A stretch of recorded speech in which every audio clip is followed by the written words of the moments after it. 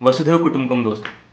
आप लोगों को लग रहा होगा कि ये फोटो शायद किसी डीएसएलआर वगैरह से खींचे गए हैं, लेकिन ऐसा नहीं है। सारे फोटोज खींचे गए हैं एक मोबाइल फ़ोन के साथ, एक स्मार्टफोन के साथ। दोस्तों, मेरा नाम है प्रियदर्शन और मैं इंडिया में बहुत सारी जगह घूमा हुआ हूँ और मोस्टली राजस्थान मैंने पूरा कवर किया है। और मैं एक ट्रैवल यूट्यूबर और फोटोग्राफर हूँ और मैं मोस्टली जो भी फोटोज़ वगैरह क्लिक करता हूँ वो फ़ोन से ही क्लिक करता हूँ। तो मेरा जितना भी एक्सपीरियंस अब तक का रहा है, इस कोर्स के थ्रू आउट मैं आपको बताने की कोशिश करूँगा।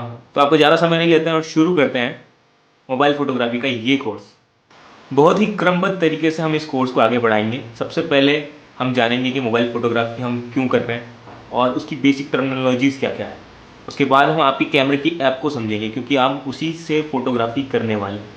उसके बाद हम रूल जानेंगे फ़ोटोग्राफी के, किस तरह की फ़ोटोग्राफी होती है और कुछ सीक्रेट ऐप्स और एडिटिंग का थोड़ा बहुत तरीका मैं आपको बताऊंगा। और उसके बाद इस कोर्स को ख़त्म करेंगे एक इम्पॉर्टेंट नोट के ऊपर। तो शुरू करते हैं और जानते हैं इस पहली वीडियो में कि मोबाइल फ़ोटोग्राफी इंपॉर्टेंट क्यों है। मैं ये बिल्कुल नहीं कह सकता कि एक मोबाइल डीएसएलआर से अच्छा हो सकता है या एक किसी कैमरे से अच्छा हो सकता है, लेकिन आजकल जो फ़ोन्स आ रहे हैं, जो स्मार्टफोन्स आ रहे हैं, वो किसी कैमरे से कम भी नहीं है। आप एक कैमरे को हर जगह पर लेकर के नहीं जा सकते हैं, लेकिन एक फ़ोन पोर्टेबल होता है, उसकी बैटरी लंबी चलती है, उसके अंदर टच पैनल होता है जिससे आप अपने फ़ोटोग्राफ क्लिक कर सकते हो, ईज़िली उसका यूज़र इंटरफेस समझ सकते हो। हाँ, कुछ कमियाँ होती है जैसे कि सेंसर का लिमिटेशन होता है, छोटा सेंसर होता है लगभग 2.5 mm के आसपास, जबकि डीएसएलआर में 24 mm का क्रॉप सेंसर या फुल जो है 35 mm तक का मिल जाता है आपको। लेंस की लिमिटेशन होती है, आप इसमें ज़्यादा लेंस को लेकर के एक्सपेरिमेंट्स नहीं कर सकते हैं। और अपर्चर फिक्स होता है। अपर्चर एक टर्मिनोलॉजी है, इसके बारे में हम आगे बात करेंगे कि ये क्या होता है, कैसे काम करता है। लेकिन अगर आप इस कोर्स को देख रहे हैं और कुछ बेसिक रूल्स को समझ लें और ये समझ लें कि फ़ोटोग्राफी में सबसे ज़्यादा इंपॉर्टेंट क्या है, तो ज़रूरी नहीं कि आप उसे कैमरे से खींच रहे हैं या फ़ोन से। इस कोर्स के दौरान मैं आपको ये समझाने की कोशिश करूंगा कि कैमरे या फ़ोन से भी ज़्यादा कुछ इंपॉर्टेंट है फ़ोटोग्राफी में, जो फ़ोटोग्राफी को फ़ोटोग्राफी बनाता है। अगर वो कुछ बेसिक चीज़ आपको पता है तो आप एक फ़ोटोग्राफर बन जाएंगे। और अगर आपने अपने मोबाइल कैमरे को अच्छे से समझ लिया है तो आप उससे कुछ बहुत ही शानदार फ़ोटोज़ निकाल पाएंगे। तो दोस्तों, हमने ये तो समझ लिया कि मोबाइल फ़ोटोग्राफी क्यों इंपॉर्टेंट है, क्योंकि हर जगह आप कैमरा कैरी नहीं कर सकते हैं और मोबाइल पोर्टेबल है। तो अब देखते हैं कुछ बेसिक टर्मिनोलॉजीज आपको पता होनी चाहिए, जिनमें से पहली 3 है जो एक्सपोजर से रिलेटेड हैं: शटर स्पीड, अपर्चर, आईएसओ। और अगली 3 है जो एक पिक्चर को डिफाइन करती हैं: हाईलाइट्स, मिड टोन्स और शेडोज। तो एक्सपोजर से रिलेटेड हम 3 चीज़ों के बारे में बात करते हैं। पहले बात करते हैं हम अपर्चर की। अपर्चर क्या होता है? अपर्चर कैमरे का छेद होता है। डीएसएलआर और प्रोफेशनल कैमरास के अंदर ये छेद छोटा बड़ा हो सकता है, इसकी ऐसी कैपेबिलिटी होती है, लेकिन फ़ोन के अंदर ये अपर्चर लगभग फिक्स रहता है। इस अपर्चर को चेंज करके आप डेप्थ ऑफ फील्ड चेंज करते हैं। अब डेप्थ ऑफ फील्ड को मैं ऐसे समझाना चाहूँगा। अगर आप इस फोटो में देख रहे हैं तो ये एक अपर्चर है जो कि अपने लार्ज फॉर्म में है और दूसरा अपने छोटे फॉर्म में है। तो जब भी आपका अपर्चर लार्ज है तो लाइट ज़्यादा आएगी और फोकस होगा वो एक क्लोज ऑब्जेक्ट के पास होगा, यानी आपकी डेप्थ ऑफ फील्ड घट जाएगी। डेप्थ ऑफ फील्ड घटने का मतलब ये है कि जो गहराई है, दूरी फील्ड की, वो कम हो जाएगी। यानी कि आप देख सकते हैं इस फोटो में जो पीछे का फील्ड है वो ब्लर हो गया है, जब और सिर्फ लड़की फोकस में है। यानी लार्ज अपर्चर होने पर डेप्थ ऑफ फील्ड शैलो हो जाती है, जबकि छोटा अगर अपर्चर है तो डेप्थ ऑफ फील्ड बढ़ जाती है। जैसा कि आप इसके अंदर देख सकते हैं कि पीछे का जो बैकग्राउंड है वो भी क्लियर दिखाई दे रहा है।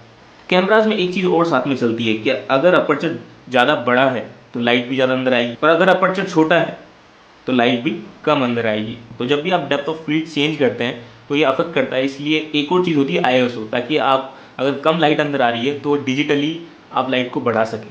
तो आई होप आपको डेप्थ ऑफ फील्ड समझ में आया। अब बात करते हैं शटर स्पीड की।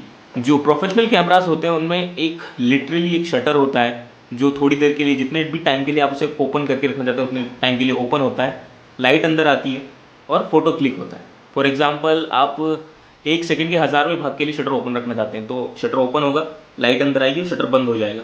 लेकिन ये इतना तेज़ है कि काफ़ी कम लाइट अंदर आएगी और अगर कोई ऑब्जेक्ट हिल रहा है तो वो बिल्कुल शार्प पकड़ में आएगा।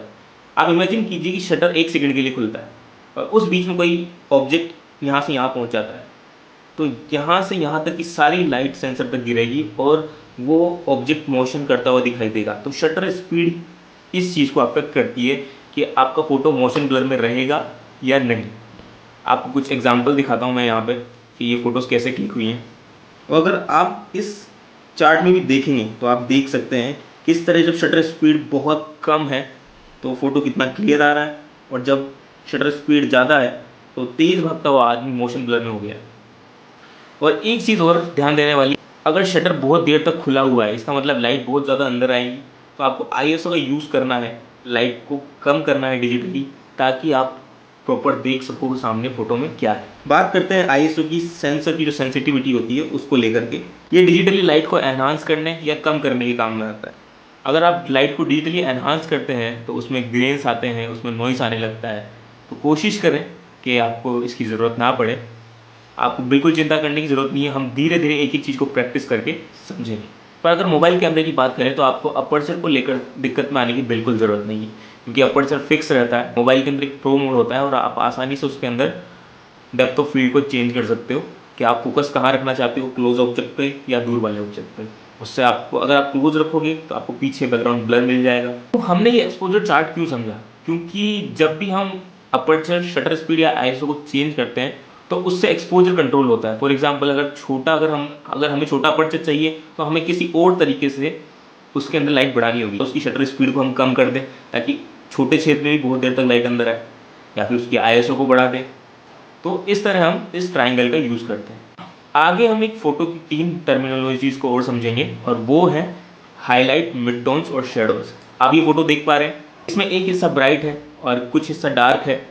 तो डार्क हिस्से को हम शेडोज़ कहते हैं और ब्राइट हिस्से को हाईलाइट, और कुछ हिस्से जहाँ पे डार्क और हाईलाइट का मिक्सचर होता है उसे मिड टोन कहा जाता है। एक फ़ोटो इन्हीं 3 चीज़ों से मिलकर के बनी होती है।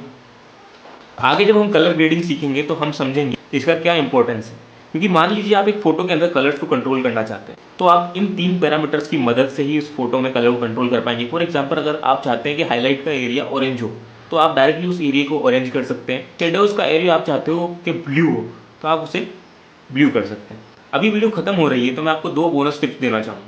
वैसे तो फोटोग्राफी डिपेंड करता है कि आप किस लिए फ़ोटो खींच रहे हो, तो ज़रूरी नहीं है कि दिन में खींच रहे हो या शाम को। आप कैजुअली बहुत अच्छी फ़ोटोज़ खींचना चाहते हो, यानी कि जब सूरज डूब रहा होता है या सुबह हो रही होती है, सनराइज़ हो रहा होता है, उस टाइम पर अगर आप फ़ोटोज़ क्लिक करोगे तो आपकी फ़ोटोज़ में कलर्स की बहुत डायनामिक रेंज आएगी, बहुत प्यारी फ़ोटोज़ आप क्लिक कर सकते हो। और दूसरी चीज़, कभी भी आप कोशिश कीजिए कि आप ज़्यादा डार्क फ़ोटो क्लिक ना करें, क्योंकि एडिटिंग के प्रोसेस में जब आप एक डार्क फोटो को लेकर भी जाएंगे, उसमें लाइटिंग को बढ़ाएंगे तो आपके पास नॉइस आ सकता है। तो आप कोशिश करें कि आप ज़रूरत से थोड़ी सी ज़्यादा लाइट वाली फोटो क्लिक करें, ताकि पोस्ट प्रोसेसिंग में आपको पिक्चर के अंदर नॉइस को ज़्यादा झेलना ना पड़े। आई होप आपको ये वीडियो अच्छी लगी होगी और आपको ये सब चीज़ें समझ में आई होगी। ज़्यादा डरने की आपको ज़रूरत नहीं है।